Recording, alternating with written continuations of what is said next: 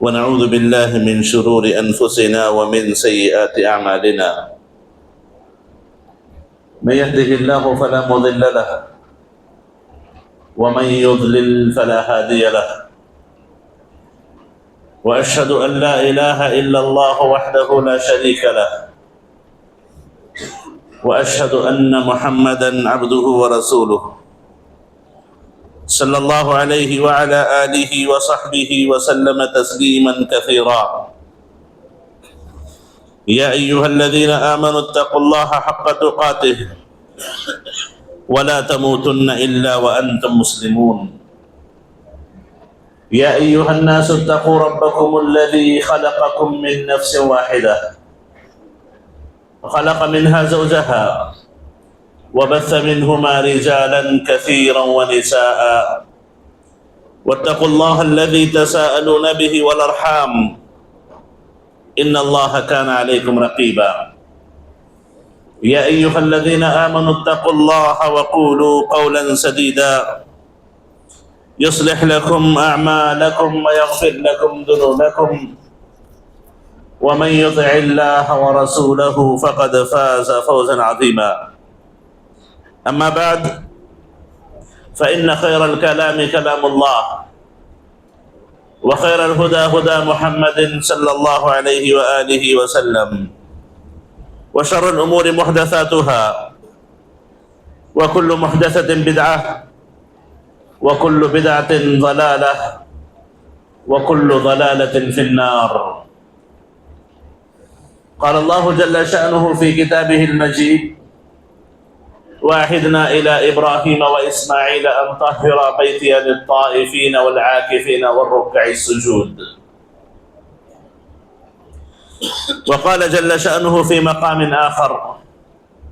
إنما يعمر مساجد الله من آمن بالله واليوم الآخر وأقام الصلاة وآتى الزكاة ولم يخش إلا الله. قابل احترام حاضرین جمعہ، معزز خواتین ملت، تمام تعریفیں، ہر قسم کی بڑائی کبریائی اسی اکیلے اللہ کے لیے لائق و زیبا ہے، جس نے ہم تمام پر اپنی نعمتیں رحمتیں نازل فرمائیں۔ بعدہ درود و سلام ہو نبی خدا محمد مصطفیٰ صلی اللہ علیہ وسلم کی ذات مبارکہ پر، جن پر درود و سلام اللہ کی رحمتوں برکتوں کے حصول کا ایک بہترین ذریعہ ہے۔ صلی اللہ علیہ وعلی آلہ وصحبہ وسلم تسلیما کثیرا۔ معزز حاضرین، اللہ تعالیٰ نے اس سرزمین پر اپنی سب سے پسندیدہ جگہ مسجد کو بتایا۔ فرماتے ہیں نبی کریم علیہ الصلاۃ والسلام: احب البلاد الی اللہ مساجدها، کہ اس سرزمین پر سب سے زیادہ اللہ کو پسندیدہ جگہ یہ اللہ کے گھر ہیں۔ یہ مسجدیں جو اللہ کی طرف نسبت پاتی ہیں، جن کو اللہ کا گھر کہا جاتا ہے، ان مسجدوں کے شرف اور فضیلت کے لیے یہی کافی ہے کہ اس کی نسبت اللہ کی طرف کی جائے۔ جیسے اللہ کے نبی علیہ الصلاۃ والسلام نے فرمایا: مجتمع قوم فی بیت من بیوت اللہ، کہ جو کوئی قوم اللہ کے کسی گھر میں جمع ہو جائے، یعنی اللہ کے گھر سے مراد کسی مسجد میں جمع ہو جائے، قرآن پڑھے، سیکھے، سکھائے، ایک دوسرے کو قرآن کی تعلیم دے۔ معزز حاضرین، اس حدیث میں نبی کریم علیہ الصلاۃ والسلام نے مسجدوں کو اللہ کا گھر بتایا، تو الحمدللہ یہ مسجدیں اس دنیا کی سب سے افضل ترین جگہیں ہیں، اور جس کسی کو ان مسجدوں کی آبادی کا موقع مل جائے، اس مسجدوں کو آباد کرنے کی توفیق نصیب ہو جائے، اپنی عبادتوں کے ذریعے، تلاوتوں کے ذریعے، ذکر و اذکار کے ذریعے، دعا و استغفار کے ذریعے بڑے خوش نصیب ہیں وہ آدمی جن کو اللہ کی طرف سے یہ توفیق نصیب ہو جائے۔ فرماتے ہیں اللہ تعالیٰ فی بیوت اذن اللہ ان ترفع ویذکر فیہا اسمہ یسبح لہ فیہا بالغدو والآصال رجال لا تلہیہم تجارت ولا بیع عن ذکر اللہ واقام الصلاة وایتاء الزکاة یخافون یوما تتقلب فیہ القلوب والابصار۔ ایسے گھر جن گھروں کے تعلق سے اللہ کا حکم ہے کہ ان گھروں کو آباد کیا جائے، ان گھروں کو بلند کیا جائے۔ اذن اللہ ان ترفع، اور اس میں اللہ کا ذکر ہو، اللہ کا نام لیا جائے، اور اس میں صبح شام اللہ کے نیک بندے اللہ کے ذکر میں، اللہ کی یاد میں، اللہ کی مناجات میں لگے رہتے ہیں۔ اور یہ اللہ کے نیک بندے ایسے ہیں کہ نہ تجارتیں ان کو اللہ کے ذکر سے غافل کر پاتی ہیں، نہ لین دین ان کو اللہ کے ذکر سے غافل کر پاتا ہے، بلکہ ان کے دلوں پر قیامت کے دن کا خوف طاری ہوتا ہے۔ یخافون یوما تتقلب فیہ القلوب والابصار، ایک ایسا دن جس دن دل کلیجے منہ کو آئیں گے، جس دن آنکھیں پھٹی کی پھٹی رہ جائیں گی۔ معزز حاضرین، اس آیت میں اللہ تعالیٰ نے ان لوگوں کی تعریف کی ہے جو اللہ کے گھروں کو اللہ کے ذکر سے، نماز کی پابندی سے، اللہ کی یاد سے آباد کیا کرتے ہیں، تو بلا شبہ اللہ کے گھروں کو آباد کرنے والے بڑے خوش نصیب ہیں۔ انما یامر مساجد اللہ من آمن باللہ والیوم الآخر، اللہ کے گھروں کی حقیقت میں، اللہ کے ان مسجدوں کی حقیقت میں تعمیر وہی کرتے ہیں، آباد وہی کرتے ہیں۔ کون؟ اقام الصلاۃ وآتى الزکاۃ ولم یخش الا اللہ۔ اللہ نے کہا کہ جو نماز کی پابندی کرتے ہیں، اللہ پر ایمان ان کو ہے، آخرت پر ایمان ان کو ہے، نماز کی پابندی کرتے ہیں، زکوٰۃ ادا کرتے ہیں، اللہ کے علاوہ کسی کا خوف اپنے دلوں میں نہیں پالتے، در حقیقت یہی لوگ اللہ کے گھروں کو، ان مسجدوں کو آباد کرنے والے ہیں۔ تو معزز حاضرین، یہ مصلی حضرات جو مسجدوں کے پابند ہیں، مسجدوں کو آ کر کے مسجدوں کو اپنی عبادتوں سے آباد کرتے ہیں، بلا شبہ اس شرف اور فضیلت کے حقدار ہیں جس کا ذکر قرآن و حدیث میں اللہ اور اللہ کے نبی علیہ السلام نے کیا۔ اور اسی طریقے سے مسجدوں کی تعمیر ان عمارتوں کی شکل میں، پھر ان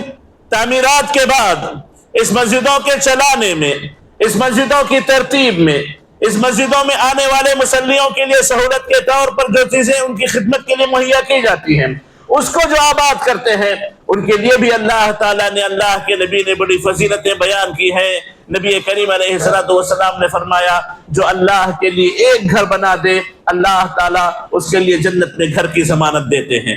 وَلَوْ كَمِفْحَصِ قَطَعَتْ، اللہ کے نبی نے کہا بڑے گھر کے بنانے کی ضرورت نہیں ہے، بہت بڑی مسجد بنائی یہ ضروری نہیں ہے۔ وَلَوْ كَمِفْحَصِ قَطَعَتْ، کہتے ہیں کہ کوئی پرندہ زمین میں اپنا انڈا دینے کے لیے جو جگہ بناتا ہے، اتنی جگہ ہی صحیح، چھوٹی سی جگہ ہی صحیح، اگر اللہ کے گھر کی تعمیر میں اپنا وہ پیسہ لگاتے ہیں تو اللہ تعالیٰ ان کے لیے گھر کی ضمانت دیتے ہیں۔ تو معزز حاضرین، جو گھروں کی معنوی تعمیر، جو کہ حقیقی تعمیر ہے، جو اللہ کو مقصود و مطلوب ہے، جو اللہ کے ذکر و اذکار کے ذریعے ہوتی ہے، نمازوں کی پابندی کے ذریعے ہوتی ہے، وہ قابل تعریف ہیں، اور اسی طریقے سے وہ بھی قابل تعریف ہیں جو مسجدوں کی اس حصی تعمیر میں، ان بلڈنگوں کے، مسجدوں کے بنانے میں، اس کے چلنے چلانے میں، اس کے تدبیر میں اپنا پیسہ لگاتے ہیں، دونوں قابل مبارکباد ہیں۔ اور معزز حاضرین، آپ کو یہ بھی معلوم ہوگا، آپ کو یہ بھی پتا ہوگا کہ پچھلی امتوں میں یہ ضروری تھا کہ اگر وہ اللہ کی عبادت کرنا چاہتے، تو کسی خاص جگہ جو مسجد کے نام پہ، اللہ کے گھر کے نام پہ خاص ہوتی، جب تک وہاں نہ پہنچتے، آ کر کے عبادت نہ کرتے، ان کی عبادتیں قبول نہیں ہوا کرتی تھی۔ لیکن اس امت کی خاصیت یہ ہے، کہ اللہ تعالیٰ نے پوری مسجد کو قابل سجدہ بنا رکھا ہے۔ مسجد کے اس زمین کے کسی بھی حصے میں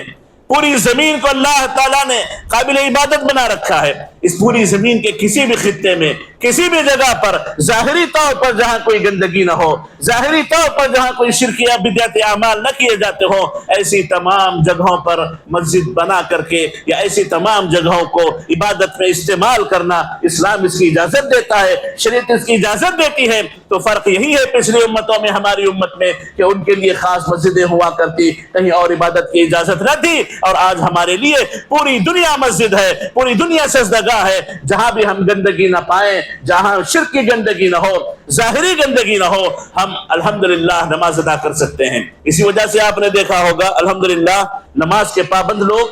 جب سفر پہ ہوتے ہیں، سڑک کا کنارہ ہو یا کوئی ریلوے اسٹیشن ہو یا کوئی بس اسٹاپ ہو یا ایئرپورٹ ہو، جہاں انہیں نماز کا وقت آ جائے، جہاں انہیں نماز کا موقع ملے، شریعت اس بات کی پوری اجازت دیتی ہے کہ وہاں پر ٹھہر کر کے اپنی فرض نماز ادا کر لیں۔ تو معزز حاضرین، مسجد جو ان چار دیواریوں میں بند بنائی جاتی ہے، اس کی الگ فضیلت ہے، اور جو مسجد اللہ نے پوری زمین کو بنا رکھا ہے، یہ اللہ کی طرف سے کھلی چھوٹ ہے۔ معزز حاضرین، اللہ تعالیٰ نے ان مسجدوں کو جو بنانے کا حکم دیا، اللہ کے نبی علیہ الصلوۃ والسلام نے ان مسجدوں کی آبادی کا جو حکم دیا، یاد رکھیں اس میں تمام کے تمام مسلمان داخل ہیں۔ اولین طور پر جن کو مسجد کی کوئی ذمہ داری دی جائے، مسجد کا متولی ہو، مسجد کا صدر ہو، مسجد کا ذمہ دار ہو، یا مسجد کا کسی بھی طریقے سے کوئی خادم کیوں نہ ہو، الحمدللہ اس کا ذمہ داری قبول کر لینا اس کے لیے ایک بڑے شرف کی بات ہے، بڑی عزت کی بات ہے، اس کے لیے ایک اللہ کے گھر کی خدمت کا ایک بہترین موقع ہے۔ وہیں پر یاد رکھیں ایک بہت بڑی ذمہ داری اس نے اپنے سر پہ لی ہے،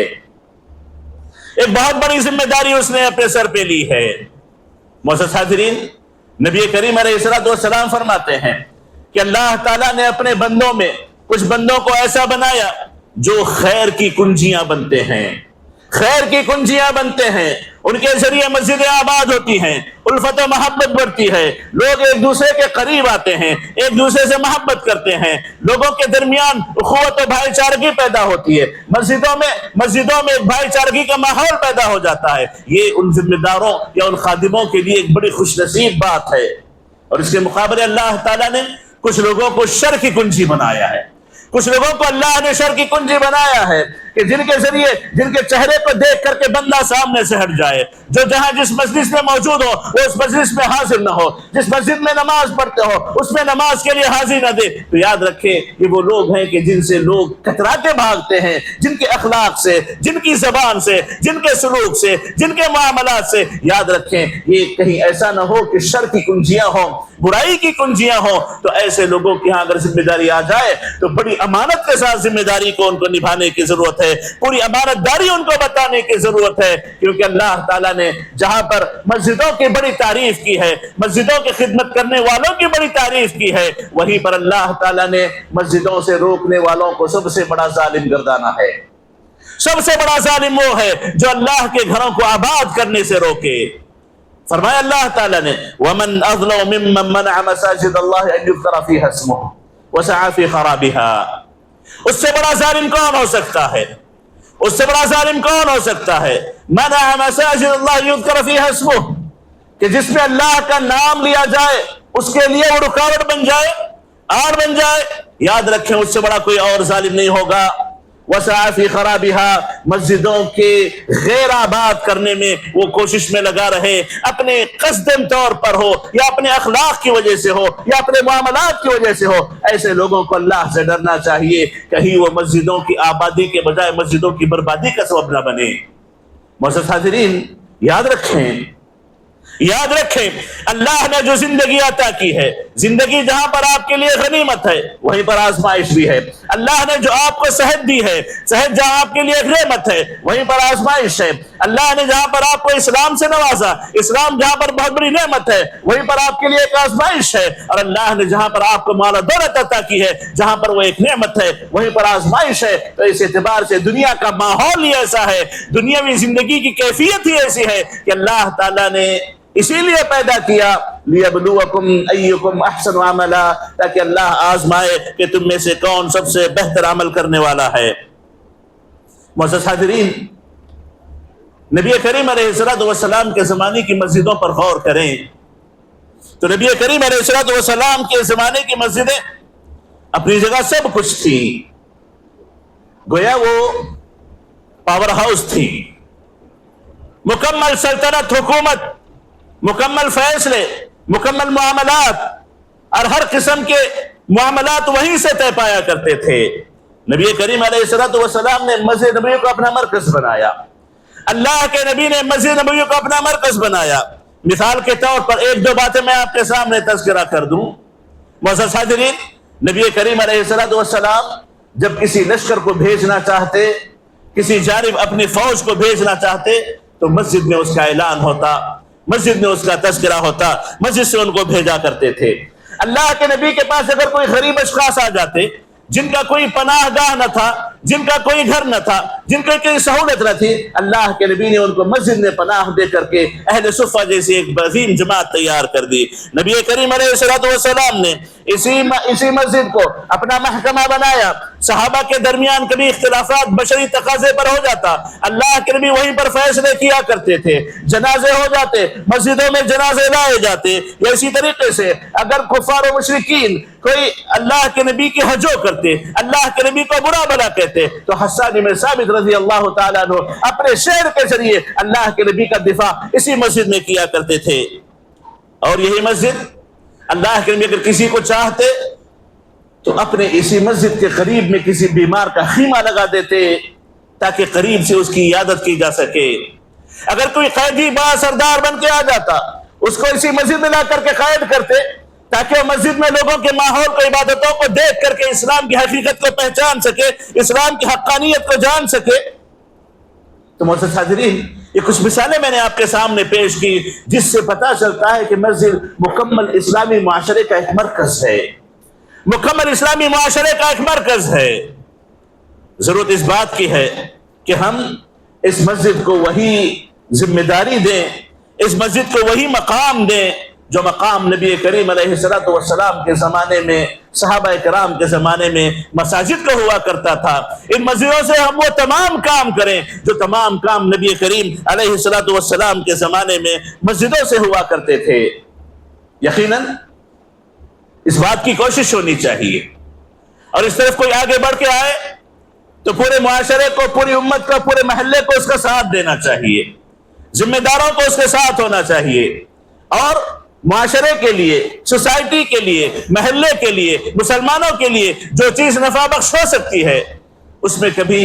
اہل مسجد، مسجد کے ذمہ دار، مسجد کے مصلی، مسجد کے مقتدی، اس محلے کے رہنے والے کبھی اپنا ہاتھ پیچھے نہ ہٹائے، کبھی اپنا قدم پیچھے نہ ہٹائے، بلکہ وہ آگے بڑھ کے آئے، آ کر کے ایسے تمام کام انجام دیں جو کام اللہ کے نبی علیہ السلام نے اپنے مسجدوں میں دیا ہے۔ لیکن اس سے پہلے میں یہ کہوں کہ مسجدوں کی اس تعمیر کا سب سے پہلا جو مقصد ہے، سب سے بنیادی جو مقصد ہے، اللہ کی عبادت، ایک اللہ کی عبادت۔ وَأَنَّ الْمَسَاجِدَ لِلَّهِ فَلَا تَدْعُوا مَعَ اللَّهِ أَحَدًا۔ مسجدیں اللہ کے گھر ہیں، مسجدیں اللہ کے لیے ہوتی ہیں، مسجدیں اللہ کی خاطر بنائی جاتی ہیں۔ فَلَا تَدْعُوا مَعَ اللَّهِ أَحَدًا، اللہ کے ساتھ کبھی کسی کو شریک نہ کیا جائے، اللہ کے ساتھ کبھی کسی کو پکارا نہ جائے۔ یہ مسجدوں کا سب سے بنیادی مقصد ہے۔ اللہ کا ذکر ہو، اللہ کی یاد ہو، اللہ کا نام لیا جائے، عبادتیں ہو، دعائیں ہو، توبہ استغفار ہو، کوئی بندہ آ کر کے سکون و اطمینان کے ساتھ اللہ کے گھر میں اللہ کی عبادت کر کے جائے۔ اس مقصد کو سب سے پہلے حاصل کرنے کی کوشش کرنا یہ مسجد کا سب سے پہلا، سب سے بنیادی مقصد ہے، سب سے بنیادی مقصد ہے۔ معزز حاضرین، کوئی بندہ اپنے گھر پہ پریشان ہے، اپنے بزنس میں پریشان ہے، اپنی پڑھائی میں پریشان ہے، اپنے معاملات میں پریشان ہے، اپنی دکان میں پریشان ہے، مختلف دنیوی پریشانیوں نے اسے گھیر کے رکھا ہے۔ مسجد راحت و سکون کا گھر ہے، مسجد دلوں کے اطمینان حاصل کرنے کا گھر ہے، مسجد وہ سینٹر ہے، مسجد وہ جگہ ہے جہاں آ کر کے بندہ سکون و اطمینان پاتا ہے۔ تو اس گھر کو آپ جتنا بہتر بنائیں، لوگوں کے لیے جتنا پرسکون بنائیں، اس گھر کو جس طریقے سے آپ اللہ کے ذکر و اذکار سے آباد رکھیں، عبادتوں تلاوتوں سے آباد رکھیں، یاد رکھیں آپ نے مسجد کا حقیقی معنوں میں آباد کرنے کا کام کیا ہے۔ مسجد کی حقیقی معنوں میں آبادی یہی ہے کہ اس مسجد کو عبادتوں کے لیے پرسکون ماحول عطا کیا جائے۔ معزز حاضرین، ایک مرتبہ نبی کریم علیہ الصلوۃ والسلام اپنی بیٹی فاطمہ رضی اللہ عنہ کے گھر جاتے ہیں، حضرت علی کے تعلق سے پوچھتے ہیں، تو فاطمہ کہتی ہیں کہ میری ان کی کچھ انبن ہو گئی، میری ان کی بات چیت میں کچھ اونچ نیچ ہو گئی، وہ نکل کے چلے گئے ہیں، وہ بھی گھر سے نکل کے چلے گئے ہیں۔ اللہ کے نبی نے ان کو تلاش کیا تو دیکھا مسجد میں علی رضی اللہ تعالیٰ عنہ لیٹے ہوئے ہیں، ان کی چادر زمین پہ گری ہے، ان کی پیٹھ پر مٹی لگی ہے۔ اللہ کے نبی نے مٹی ان کے بدن سے پوچھی، کہنے لگے قم ابا تراب، قم ابا تراب، اے ابو تراب اٹھو، اے ابو تراب اٹھو۔ معزز حاضرین، یہ اثر کیا بتاتی ہے ہمیں؟ حضرت علی رضی اللہ عنہ کا یہ عمل ہمیں کیا بتاتا ہے؟ اللہ کے نبی کی یہ حدیث تقریری ہے، اللہ کے نبی نے حضرت علی کے اس عمل کو جائز قرار دیا، آپ نے اس پر خاموشی اختیار کی، جو اس بات کی دلیل ہے کہ آپ کے اگر سکون کا ذریعہ کوئی ہے تو اللہ کا ہی گھر ہے۔ اللہ کے گھر کو آئیں، سکون پائیں، ذکر و اذکار کریں، عبادت کریں، تلاوت کریں، اللہ سے دعا استغفار کریں، یہاں پر اللہ کی طرف سے دلوں کو سکون نصیب ہوتا ہے۔ یہی وجہ تھی نبی کریم علیہ الصلوۃ والسلام بلال رضی اللہ عنہ کو کہا کرتے تھے، یا بلال اقم الصلاۃ ارحنا بها۔ اگر کوئی پریشان کن خبر آ جاتی، اگر کوئی مسئلہ اللہ کے نبی کے ساتھ ہو جاتا، فون بلال کو آواز دیتے، اے بلال نماز قائم کرو، نماز قائم کرو، نماز کے ذریعے ہمیں راحتیں پہنچاؤ۔ تو معزز حاضرین، مسجدیں نمازوں سے، ذکر و اذکار سے، مسجدیں اور اللہ کی عبادت سے، دعا و استغفار سے، کلام اللہ کی تلاوت سے آباد ہوتی ہیں۔ معزز حاضرین، اس عمل کو ہمارے مسجدوں میں آباد کرنے کی بڑی ضرورت ہے۔ بڑے افسوس کے ساتھ ماحول کی خرابیوں نے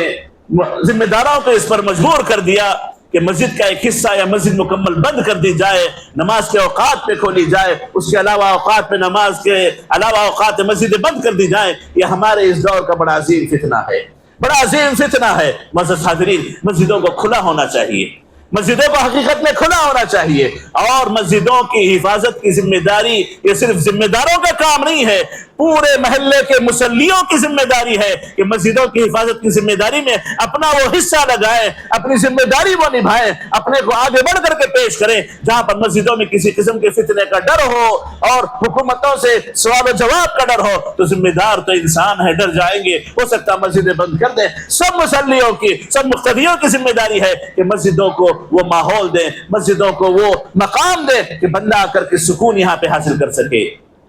اور معزز حاضرین، مسجدوں کی بڑی ذمہ داریوں میں سے ایک بڑی ذمہ داری یہ بھی ہے کہ یہاں سے تعلیم و تعلم کا